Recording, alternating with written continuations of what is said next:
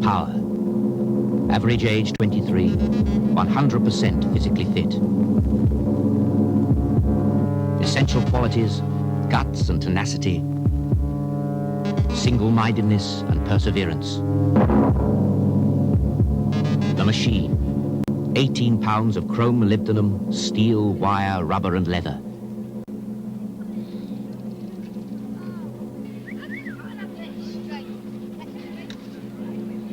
Every component part engineered for strength, lightness, efficiency and speed. The battleground, over 1,000 miles of roads crisscrossing England and Wales.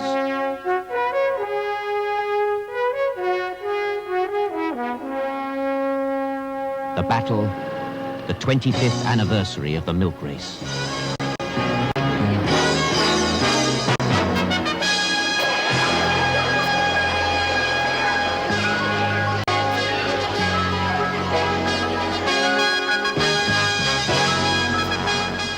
Is the host town for the start of the race, and the prologue, a series of high-speed time trials fought out over a 2-mile course through the town and along the seafront. These trials are a preliminary test of a rider's ability and an opportunity for pundits to pass judgment on possible performance over the next 2 weeks. But the trials can be misleading. The short circuit bears little relationship to the main battle yet to come. But points gained here count towards overall position in the race, and every man pushes his abilities to the limit.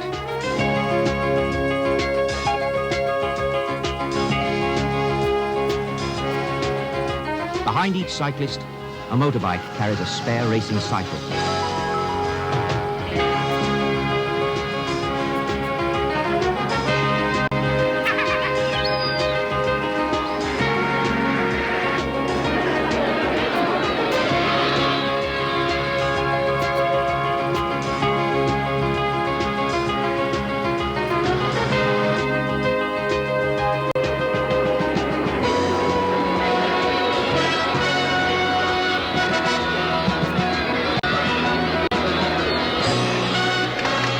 Time of the day went to Hans Petter Udegaard, a 22-year-old Norwegian. The milk race offers little opportunity for competitors to admire the view. At 10:30 the next day, the cycling marathon begins. 72 top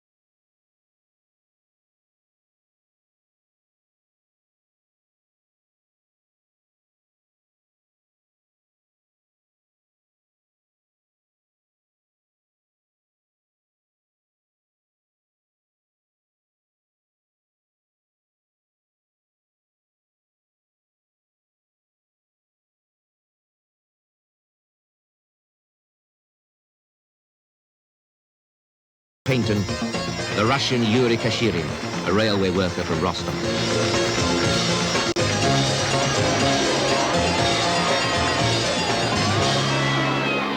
For the riders, only 2 things matter now. The relief the masseur brings to tired limbs and rest. British champion Bob Downs is among the top riders in the race, but on the first stage he hasn't found his true form. Interest in the race is worldwide, and a temporary press room is set up at the end of every stage. The judges hardly have time to set up shop and make their decisions about the day's racing before they and the whole travelling cavalcade that is the milk race is on the move again. The race is rated to be one of the best organised events of its kind in the world. To keep 72 riders on the road for 14 days requires a backup team of almost unbelievable size. The strongest team in this year's race comes from the Soviet Union. It's funny, the contrast between the American bikes, which are tailored to fit us, compared to the Russian riders, which have bicycles that are not tailored. They're just thrown on stock bikes and expected to go up the road as fast as they possibly can and beat all the Europeans. And they do, as a matter of fact. They don't fit their bicycles, they don't look smooth on their bikes. They're very strong and very, very fast. And when you look over next to you and you see a Russian on these tatty old looking Italian-made bikes that could be 5 or 6 years old, and the equipment is just terrible. And you think, well, God, this guy's no good. There's no way that he can beat me.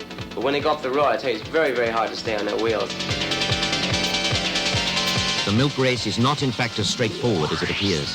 For within the framework of the main event, a series of competitions are taking place. For example, the best hill climber and the best sprinter. And these prizes are far from easily won. But the most sought-after prize is the yellow jersey, awarded each day to the man who has covered the course thus far in the shortest possible time. To win this jersey, the rider has to possess way above average ability in every aspect of cycling. He must be able to climb, sprint, and above all, survive the many attacks that will come from the other riders. After 56 miles, number 34, Jørgen Pedersen, the Danish national champion, breaks away alone. But he is eventually overtaken by the Russians, who have swept along with a series of swift, forceful attacks.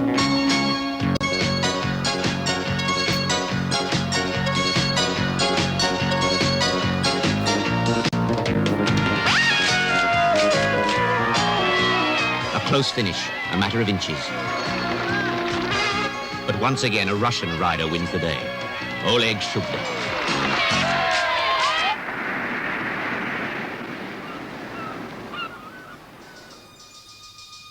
Stage 3 takes the riders into Wales. 76 miles from Porthcawl to Aberystwyth, one of the toughest stages of the race.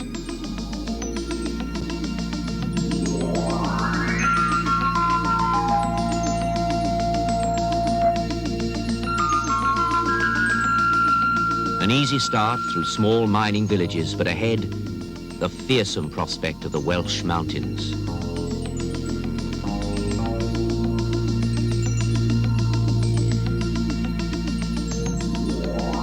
Billy Kerr, the popular rider from Ireland, at 37, the oldest man in the race, takes off alone and puts on an astonishing performance. He eventually won 2 major mountain climbs before the rest of the field caught up to him.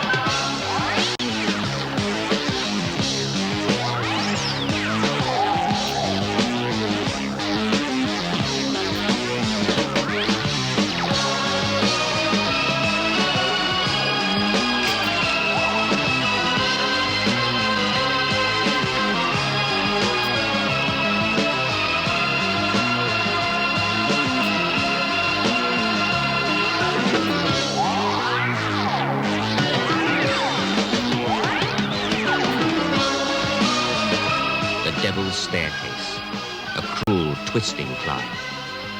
The Soviets are now putting on an impressive show of pressure at the front of the race, and at the tail end, things are starting to fall apart. Already, riders are dropping out. On all stages over 100 miles, feeding stations are set up along the route, but it's strictly meals on wheels. Even the English don't stop for tea. On the last sprint into Aberystwyth, Bob Downs of Great Britain is the only British rider in the first 6. His teammates are so far back as to be in a different race. As always, the crossing of the finishing line was taken with a photo finish camera, but there was no need. The Russians clearly had the first 2 places.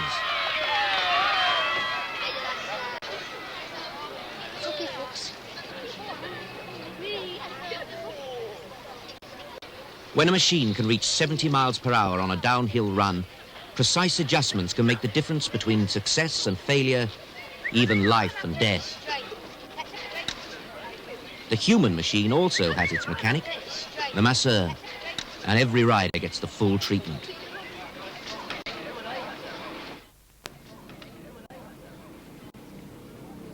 Once again, it is the Russian team who are the main focus of attention for the press. Kashirin, Logvin, and wearing his world champion jersey, Andrei Federnikov. The start of the Aberystwyth to Llandudno stage runs into trouble from the beginning, caused by an over-enthusiastic cameraman. Watch the rider with his head down. It's the Russian champion Federnikov.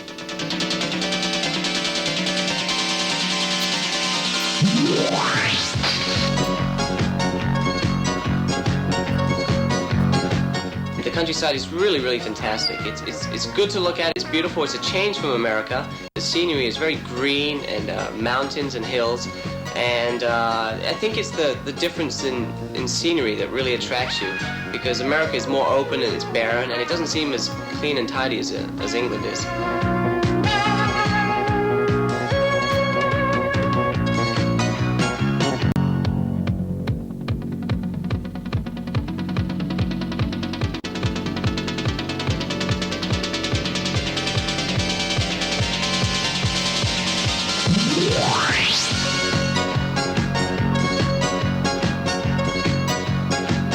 On the road from Stoke-on-Trent to Sandy-Acre, there is close fighting between the French team in red, white and blue and the Russians in red.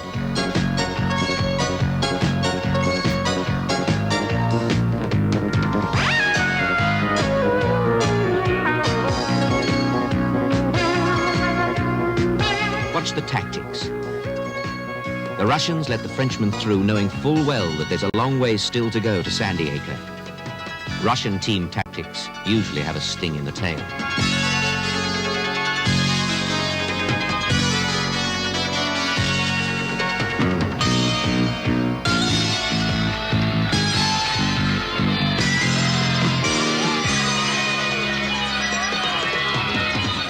Midlands crowds have always responded to the competition and excitement of cycle racing, and at Sandy-Acre they are out in their thousands to support the British and English teams.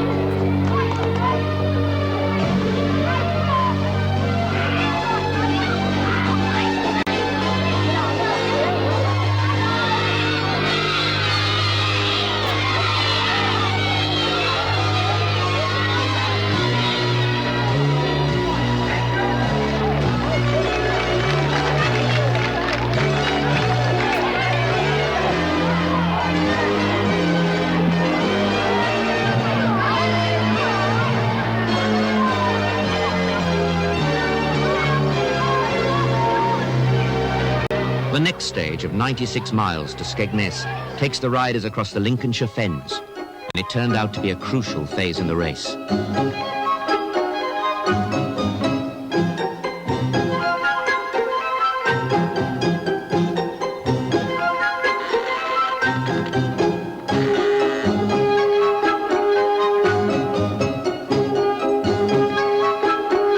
There are still 300 miles to go to the finish at Blackpool. The toughness of the race is taking its toll. Already 20 riders have fallen by the wayside. The American team is down to 3 men.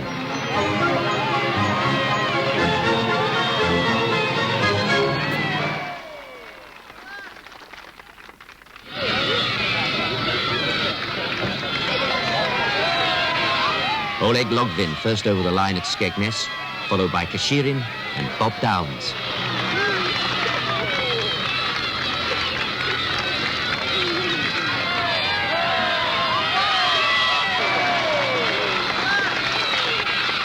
The ancient cathedral town of Lincoln is the starting point for the 9th day of the race. 101 miles to Scarborough.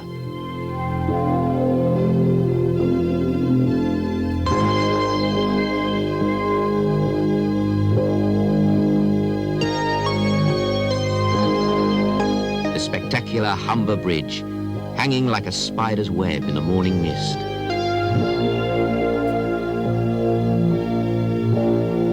The authorities had obligingly agreed to one side of the bridge being completely closed off to traffic to allow the race to pass unhindered.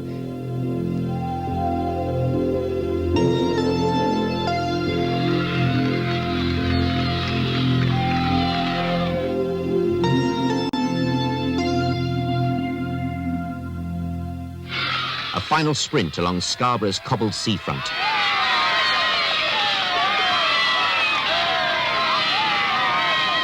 The Frenchman Peloso takes the flag with, surprisingly, the entire Russian team behind him. Britain's Malcolm Elliott was fourth and also sprint champion of the race.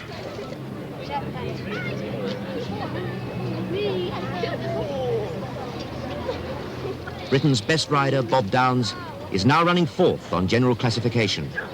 The British have their strong men, but apparently not a strong enough team to seriously challenge the Russians. Matt Eaton and the remaining Americans are putting on a brave show, but just aren't going to be in the final running.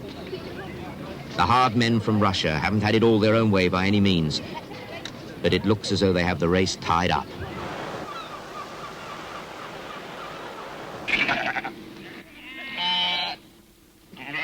Hot, humid conditions add to the problems of climbing Farndale Moor, a first category climb on the Yorkshire moors.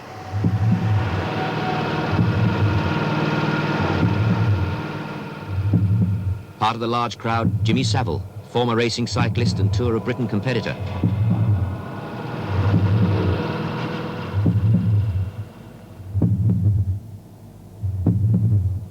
For the leaders, it's a painful climb.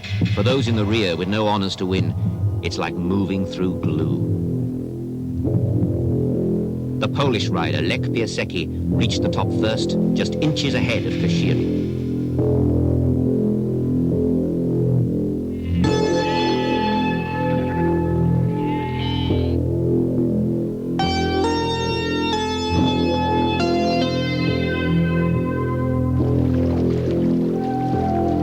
Westerdale Ford on the North Yorkshire moors. By now, the gap between the leaders and the rest has opened wide.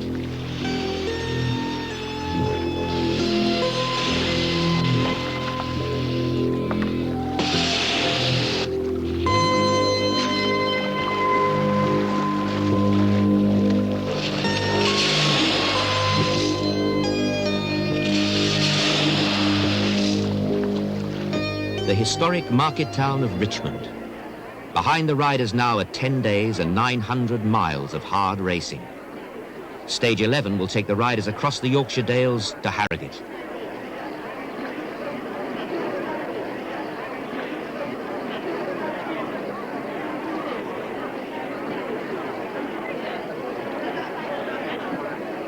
Kashirin, wearing the yellow jersey, makes sure of having a front place in the pack.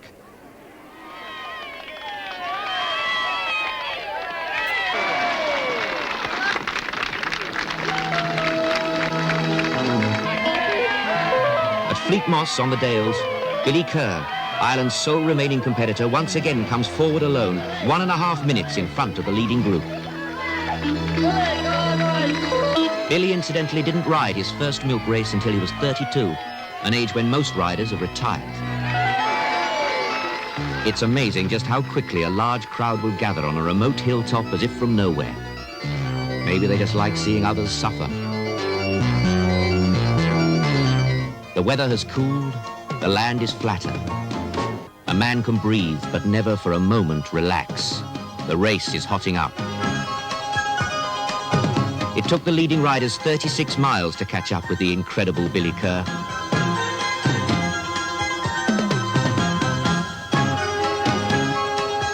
Beneath the jutting outcrop of rock known as Kilnsea Crag, Britain, France and the USSR battle for the lead. For them, the beauties of Wharfdale pass by unseen.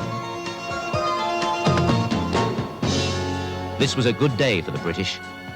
Mark Bell of Birkenhead held off the Russian threat to take Britain's only stage win. Harrogate. And only one more day to the finish. 3 Russians now hold the leading places with Bob Downs of Great Britain in 4th place. Bell's win was too late to make a difference to the final outcome. The atmosphere of the dining room may appear to be sedate, but after 5 hours chasing the Soviets, everyone eats like horses. Watched by the Russian team, the British toast their only stage win. They had hoped for better. The last day and the hardest climb of the race. Blackshaw Head with a gradient of 1 in 5. So difficult, in fact, that the organizers had recommended a special gear of 42-23. The race once again splits into 2 groups, and you don't have to look to know where the Russians are. Morten Sæder of Norway and Bob Downs of Great Britain are the only riders matching the tremendous uphill pace of the Soviets. This year's race has proved without doubt to be the toughest ever.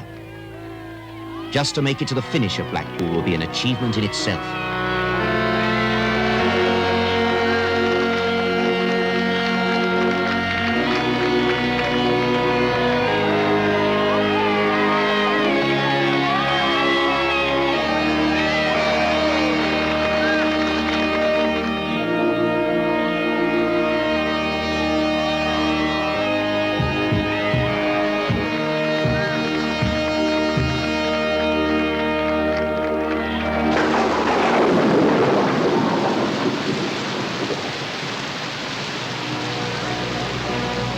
It's ironic that the Russian team's outstanding success should be marred by a last-minute accident.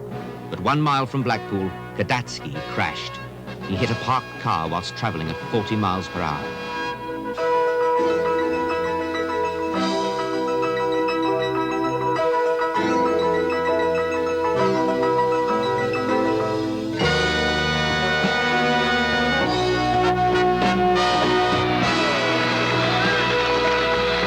Kashirin and Malcolm Elliott in a side-by-side spurt to the finish. The stage was Kashirin's by a bike's length.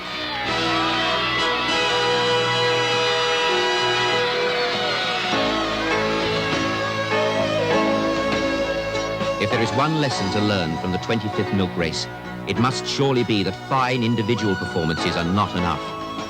Only a team where every man is an outstanding rider can hope to do well. The Russians had such a team and had left nothing to chance. They had worked together in an outstanding display of teamwork and tactics, and they won 1st, 2nd, and 3rd places. The next day they flew home, taking with them most of the prizes.